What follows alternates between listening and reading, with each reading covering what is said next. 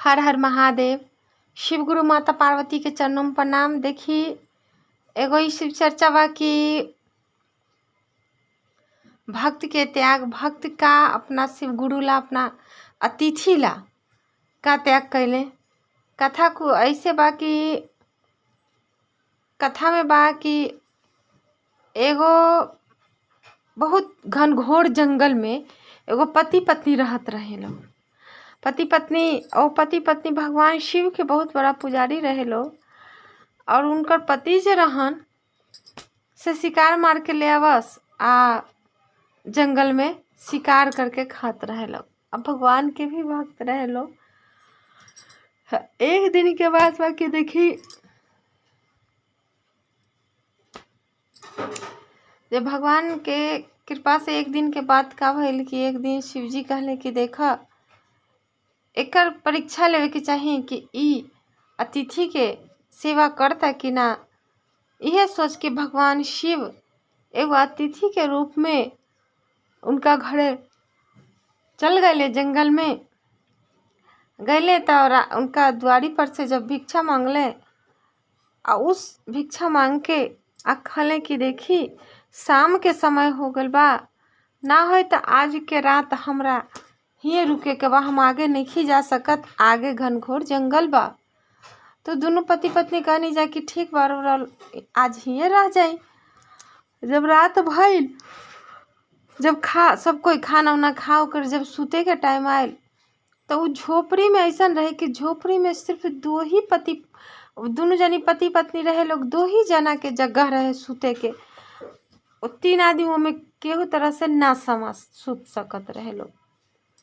तब पति कहले कि देखा से हमनी के इनका के बाहर छोड़ देता नहीं आ अतिथि के घर में, अतिथि के बाहर कैसे सुतावल जाए, अतिथि के घर में रख देता नहीं, हमनी के बाहर सुतल जाए। तो उनकर पति कहले कि ना से ऐसन करा से हम ही दोनों रह जाता नहीं। तो उनकर पत्नी कहनी कि आ रवा दुनिया में सो जाई, हम बाहर सो जाता नहीं। तो कहले कि ना तू औरत जात बाहर कैसे सुतबो।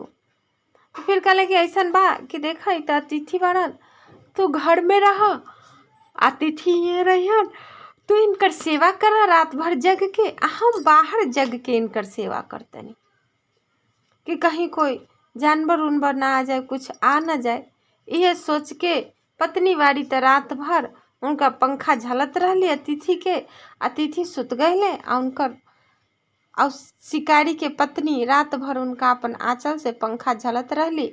और जे शिकारी रहन से बाहर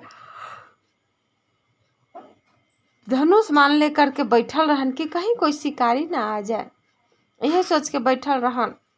अब वो देखी कि भगवान शिव गुरु के परीक्षा कि शिव गुरु वहाँ पर आधी रात के एगो शेर के रूप ध के आ गए, आके और शिकारी के मार के खा गए।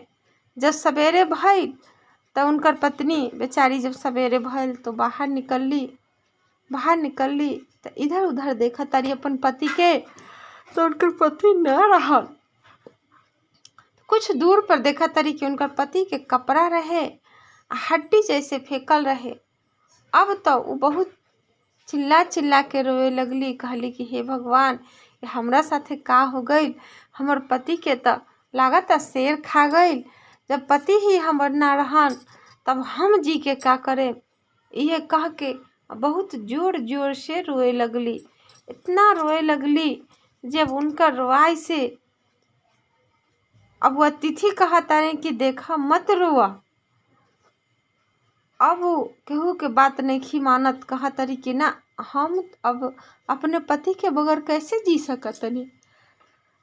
खूब रोए लगली। रो करके जे उनकर पति के कपड़ा रहे और उनकर जे हड्डी उड्डी रहे से समेट के ले ली, जंगल से लकड़ी बीन के ले ली आ कहली कि अब इनके साथ हम सती हो जाएम, काहे कि इनका बगैर तो हमार जीवन है ये नहीं कि हमरा के हमरा शिकार करके खिलाई, के हमरा कमा के खिलाई, हम अकेले जीवन कैसे जी सकतनी।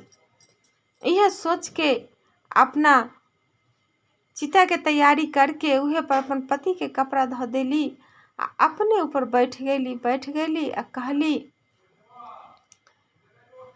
अतिथि के कि अतिथि जब जाए के लगले तो कहले कि हे अतिथि देव, रौरा मत जाई, पहले रौरा हमर चिता के अग्नि दे दीही, ओकर बाद रौरा जाए।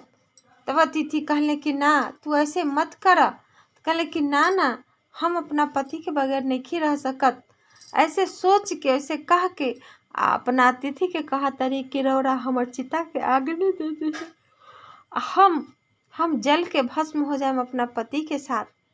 ऐसन कह के चिता पे बैठ गईली। तब जो वो अतिथि रहन, जब देखले कि उनकर पत्नी जलने लगली, तब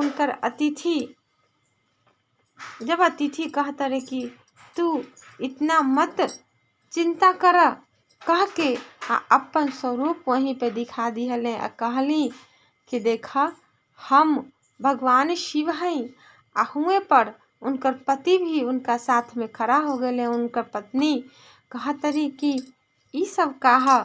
तब वह अतिथि जे शिव स्वरूप में रहन, शिव अतिथि के स्वरूप में रहन, वही अतिथि कहतरी कि हम केहू और ना, हम तो तहार लोग के परीक्षा लेवे आयल रही। वो परीक्षा में तू लोग सफल हो गए लोग।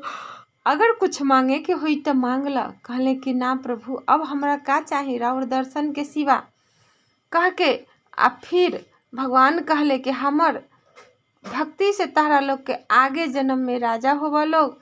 कह के शिव गुरु वहाँ से चल गए नी। वो पति पत्नी लोग बहुत समय तक उहे जंगल में रह के शिकार छोड़ देले लोग। फल तोड़ के खाए लागल लोग, फलहार पे रहे लागल लोग। भगवान शिव के जब तक जिए लोग, तब तक भगवान शिव के पूजा पाठ सेवा करे लागल लोग। इहे तरह से अपन जीवन यापन करे लागल लोग। रौरा लोग के अगर ये चर्चा पसंद पड़ी तो लाइक सब्सक्राइब कमेंट करी लोग। ऐसा कथा सुनेला सब्सक्राइब जरूर करी लोग। हर हर महादेव लिखी लोग। हर हर महादेव लिखला से रौरा लोग के शिव चर्चा में हाजिरी लगी। हर हर महादेव।